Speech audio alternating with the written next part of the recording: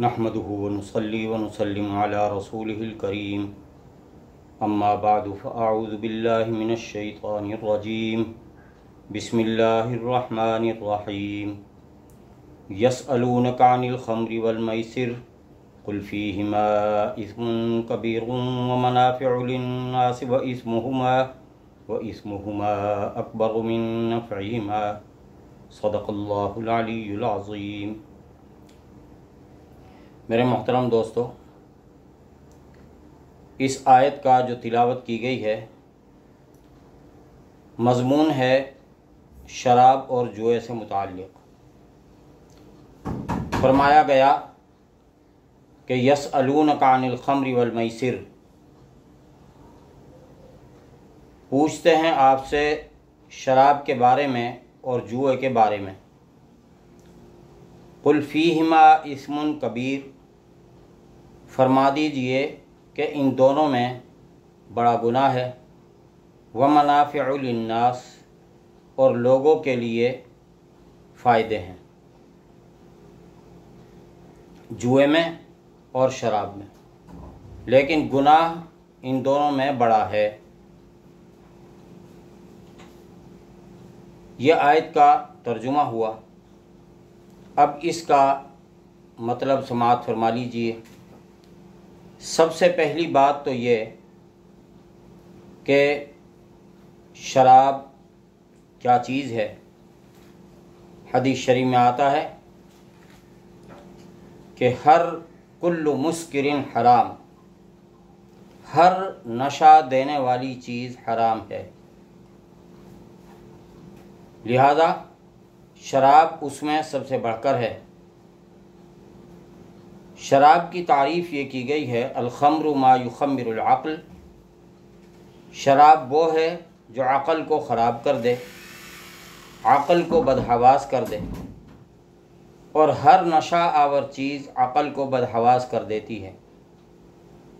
تو اول درجے میں تو شراب آتی ہے، اور اس کے بعد تمام وہ ایسی اشیاء کہ جن کے پینے سے، استعمال کرنے سے انسان کی عقل کام کی نہیں رہتی، وہ سب کی سب حرام ہوں گی۔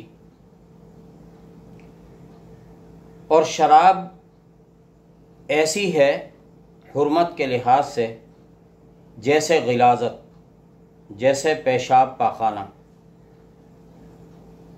جیسے پیشاب پاخانہ۔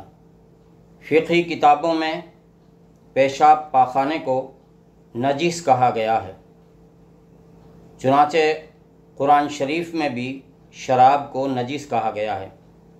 انما الخمر والمیسر والانصاب والازلام رجس من عمل الشیطان، رجس ہیں، گندگی ہیں، یعنی نجس ہیں، گندگی ہیں یہ چیزیں۔ تو شراب بھی ایک پیشاب پاخانے کی طرح نجس چیز ہے، اسی لیے جس برتن میں شراب پی جائے وہ برتن ناپاک ہو جاتا ہے۔ یہ بتائیے کہ اگر کوئی ہندو گائے کا پیشاب کسی گلاس میں بھرے، اس کے نزدیک تو گائے کا پیشاب مقدس ہے اور وہ گائے کا پیشاب پی سکتا ہے، اس برتن میں کیا کوئی مسلمان کھا پی سکتا ہے؟ ہرگز نہیں کھا پی سکتا۔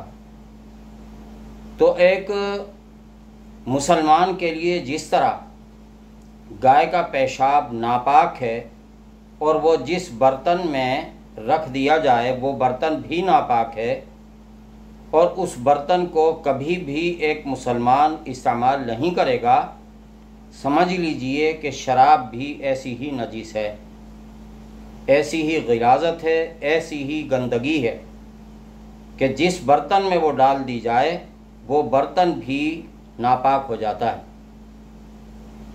مگر افسوس یہ ہے کہ شراب پینے کا رواج مسلمانوں میں بڑھتا جا رہا ہے۔ دیکھا دیکھی جو ماحول ان کو ملتا ہے اس ماحول سے متاثر ہو کر، عیش و مستی میں پڑھ کر وہ سب کچھ کرنے لگتے ہیں جو ایک مسلمان کو نہیں کرنا چاہیے۔ شراب پینا اتنا بدترین جرم ہے کہ شب برات میں جن گناہوں کا ذکر آیا ہے کہ ان گناہوں میں مبتلا لوگوں کی بخشش نہیں ہوتی، ان میں ایک شراب کا عادی بھی ہے، کہ جو شخص شراب کا عادی ہے اور وہ اللہ سے توبہ کرے تو اس کی بھی بخشش نہیں ہوگی۔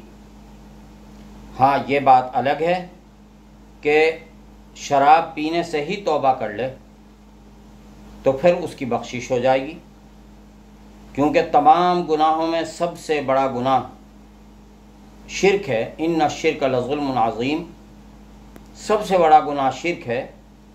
جب کوئی انسان شرک سے توبہ کر لے تو وہ معاف ہو سکتا ہے، تو دنیا کا ہر گناہ معاف ہو سکتا ہے، لیکن اس گناہ سے توبہ کرے تو وہ آدمی جو اور گناہوں سے تو توبہ کرے مگر شراب پینے سے توبہ نہ کرے تو اس کی بخشش نہیں ہوگی۔ تو شراب اتنا بدترین جرم ہے، بدترین گناہ ہے، اور شراب تمام گناہوں کی جڑ ہے۔ اس سے بہت سارے گناہ انسان سے سرزد ہوتے ہیں۔ جو شخص یہ پیتا ہے تو اس کے لیے گناہوں کے دروازے کھل جاتے ہیں۔ اس لیے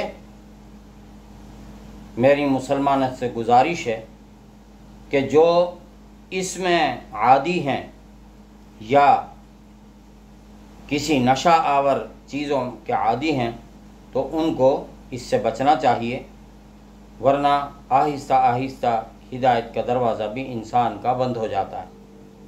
جب انسان احساس نہ کرے تو ہر گناہ کا احساس کر کر اس سے توبہ کرنی چاہیے۔ اللہ تعالیٰ سب مسلمانوں کو بری عادتوں سے محفوظ فرمائے۔